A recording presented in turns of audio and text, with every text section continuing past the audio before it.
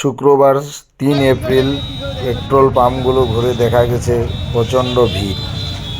আজ কিন্তু রোদের তাপমাত্রা অনেকটাই বেশি, এ কারণে লাইনে দাঁড়িয়ে থাকা বাইকারদের অনেক কষ্ট হচ্ছে। কিন্তু কষ্ট উপেক্ষা করেও বাইকাররা তেলের জন্য লম্বা লাইনে দাঁড়িয়ে আছে। একটি পাম্পে ৫ থেকে ৭০০ মিটার লম্বা লাইন।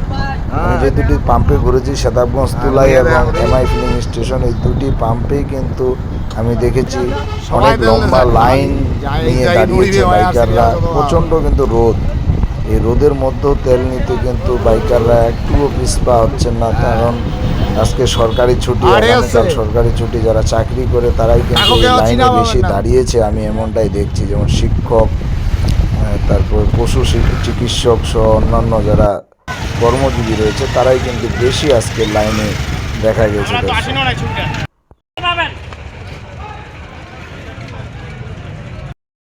না উল্টা পথে রেলা